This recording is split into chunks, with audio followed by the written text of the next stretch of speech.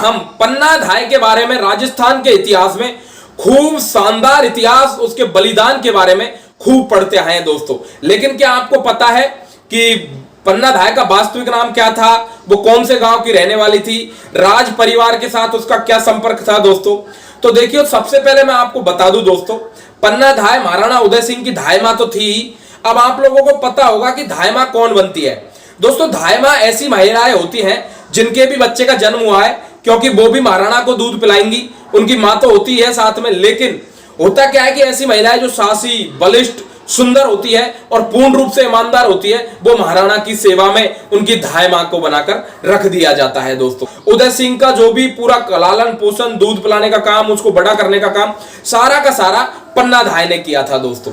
लेकिन दोस्तों बात करें अगर पन्ना धाय की, तो पन्ना धाय का वास्तविक नाम पन्ना गुजरी था दोस्तों, जो कि चित्तौड़गढ़ के ही पास एक गांव है दोस्तों, माताजी की पोडोली, वहां की रहने वाली थी। इनके जो पिताजी है दोस्तों, इनके पिताजी का नाम था हरचंद हाकला। हरचंद हाकला जी जब इनकी उम्र विवाह के लायक हो जाती है दोस्तों, तो पन्ना गुजरी का विवाह इनके आसपास एक गांव होता है कमेरी गांव दोस्तों। उस कमेरी गांव में चौहान वंशीय जो गुजर थे दोस्तों, उन चौहान वंशीय गुजर में लाला जी के पुत्र थे सूरजमल दोस्तों, उनके साथ पन्ना गुजरी का विवाह कर दिया जाता है। और जो ये सूरजमल था दोस्तों, सूरजमल भी एक लोगों को पता होगा कि महाराणा सांगा, जो कि उनका सबसे बड़ा पुत्र था रतन सिंह, जो कि चित्तौड़गढ़ की गद्दी पर बैठता है, और उनके दो पुत्र जो कि रानी कर्मावती के पुत्र थे दोस्तों, विक्रमादित्य और उदय सिंह, उनको रणथंभौर की जागीर मिलती है।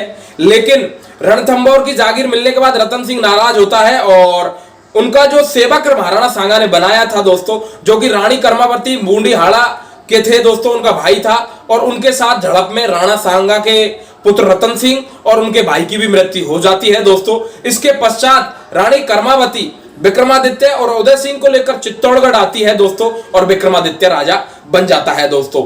लेकिन इसी बीच रानी जो कर्मावती है दोस्तों, बहादुर शाह जो कि गुजरात का राजा था, वहां से आक्रमण के दौरान जौहर करती है दोस्तों, और जौहर करने के बाद विक्रमादित्य महाराणा सांगा के बड़े भाई था, उसका जो दासी पुत्र था दोस्तों बनवीर, वो विश्वासघात करता है और विक्रमादित्य की हत्या कर देता है। उस वक्त महाराणा उदय सिंह की जो उम्र थी दोस्तों, वो लगभग 14 वर्ष थी दोस्तों, और 14 वर्ष की उम्र में वो राज्यकाल संभालने के लायक नहीं थे।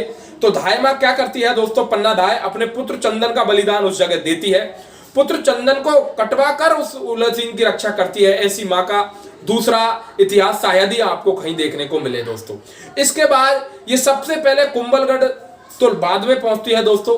चित्तौड़गढ़ से निकलने के बाद सबसे पहले पहुंचती है दोस्तों ये देवलिया ठिकाना। और देवलिया ठिकाने के जो ठाकुर थे दोस्तों, राय सिंह, राम सिंह, उन्होंने रक्षा करने से मना कर दिया और ये वापस निकलकर अब चली जाती है दोस्तों आप लोगों के डूंगरपुर रियासत में आचकरण के पास। लेकिन वो भी अपने हाथ खड़े कर देता है और इसके बाद इनको शरण मिलती है दोस्तों कुंभलगढ़ में जाके, क्योंकि कुंभलगढ़ का जो किलेदार था दोस्तों आशा देवपुरा, वो महाराणा के परिवार का बहुत बड़ा सेवक था दोस्तों, और वो महाराणा उदय सिंह की रक्षा का वचन देता है दोस्तों।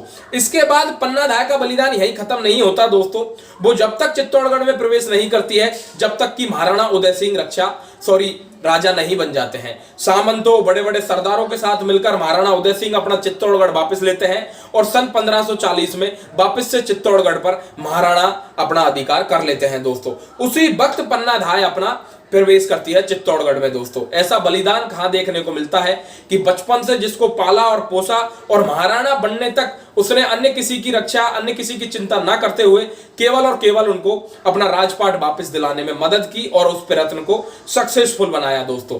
इसी के बाद पन्ना धाय के ही बलिदान का परिणाम है दोस्तों कि महाराणा प्रताप जैसे महान बलशाली और महान योद्धा का जन्म उस परिवार में होता है। क्योंकि यदि उस रात पन्ना धाय उदय सिंह की रक्षा नहीं करती तो शायद हमें महाराणा प्रताप जैसे बलिदान और बलवान योद्धाओं का भी जन्म इस राजस्थान की भूमि पर ना देखने को मिलता दोस्तों। तो ये था पन्ना धाय का इतिहास। आप लोगों को कैसा लगा दोस्तों?